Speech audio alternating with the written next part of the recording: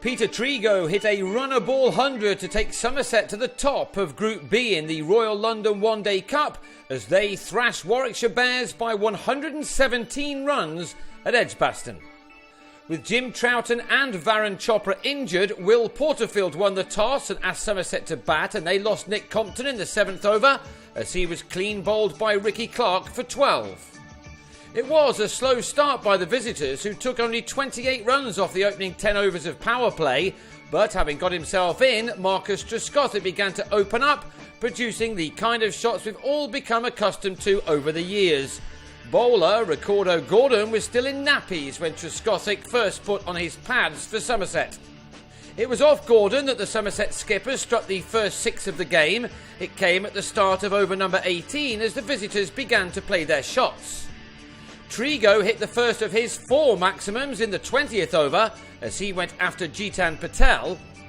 But next ball, Trigo lost his partner, who was run out coming back for a 3rd run. There was the tiniest of stutters as Trescothick turned for the 3rd, and that made all the difference as not even a dive could prevent Gordon's throw from the deep, beating the batsman, who had to go with 41 runs to his name. Somerset have made some big scores already in this competition, and they are able to do that because their hard-hitting batsmen keep on coming. Next in was Colin Ingram, who was soon clearing the rope off Patel.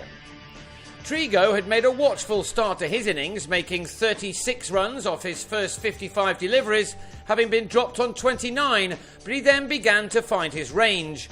Both Josh Poysden and Jonathan Trott were given the Trigo treatment in successive overs, as Somerset got to a total of 135 for 2, with 20 overs of their innings remaining. Trigo's half-century arrived in the 31st over with a single off Patel that took the batsman to his mark off 62 deliveries. He'd found the boundary only twice from those, although, as you've seen, he cleared it on 3 other occasions. Having worked hard at the start of his innings, the all-rounder was now making the most of that effort. He and Ingram carried their partnership to 92, made off 16 overs, the latter getting to 47 off 63 balls, taking the total to 177 for 2 with 14 overs left. But Ingram was then bowled behind his legs by Gordon, the 22-year-old keeping his lines in spite of the movement in the crease from the batsman. Somerset may have surprised a few by bringing in Tim Groenewald at number 5. In his last 2 Royal London One Day Cup matches, he's been involved in very tight last ball finishes against both Nottinghamshire and Kent, and the former Warwickshire player certainly knows one end of a bat from the other, as the Bears bowlers were soon finding out. Racing out of the blocks, he took his side into the 200s in the 40th over before he walloped Gordon over mid-wicket for a 6, moving quickly into the 30s off 17 balls. And with Trigo still there, Somerset were looking for a very strong finish to their innings. This shot had Trigo into the 90s, and the 5th ton of his one-day career was reached in over number 46, just after the 250 had been posted. It was an excellent effort from Trigo, who'd used 102 balls to get to 3 figures, from which he'd struck 6 fours and 4 sixes. Next ball, and Groenewald was also raising his bat after getting to a 50 for just the 2nd time in his list A career, and for the 2nd game in succession. He'd needed only 29 balls for this one, from which 7 fours and 1 6 had come. But both batsmen were out in successive overs. On 101, Trigo was bowled by Patel as the batsman nearly threw himself over the boundary. And Groenewald's best ever one-day knock was ended on 57 when he edged a swing off Gordon behind. He and Trigo had added 87 in only 10 overs together. It was left to Alex Barrow and James Hildreth to get as many runs as they could off the remaining deliveries.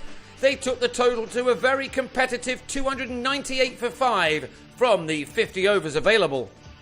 The Bears' reply started badly as Alfonso Thomas struck with his very first ball, Porterfield lobbing a simple catch to Lewis Gregory at mid-off off a horribly mistimed defensive prod.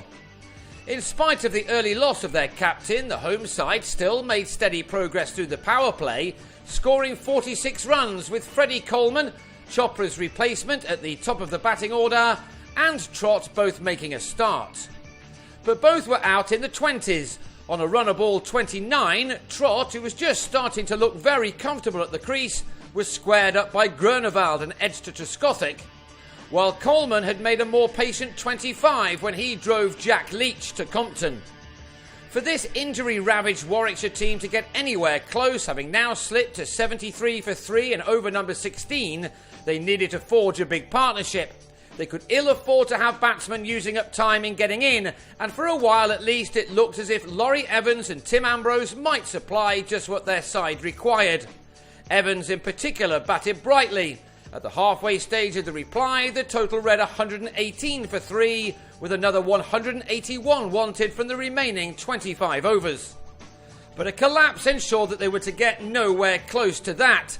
After making 33, Ambrose was surprised by some lift from Groenewald and nicked behind to end a 56-run partnership with Evans. Then, 2 balls later, Groenewald, having a fine match, struck for a third time by trapping Clark right in front of his stumps. Evans did at least complete a 50 off 54 balls, getting there with this 4 off Craig Macheda, the 8th of the batsman's innings, which needed to go on for a good deal longer yet if his side were going to worry Somerset. Instead, he was out without adding another run, cutting a wide ball from Thomas to Hildreth with a score on 154 for 6 with 15 overs to go. Gregory then grabbed 2 wickets in the same over. The 38th, he bowled Patel, who moved too far across his stumps, before he also disturbed the stumps of new man Gordon, who wasn't too close to laying bat on ball. A 3rd wicket in 9 deliveries then came as Atiq Javid was rather unfortunately bowled by Thomas off a combination of bat and pad. On 169 for 9, the game was over, although Oliver Hannon-Dolby did manage to hit the only 6 of the innings off Gregory, before the number 11 had another go off Macheda and holed out to Hildreth. Warwickshire were all out for 181 to the first ball of the 41st over to give their opponents a rather easy win.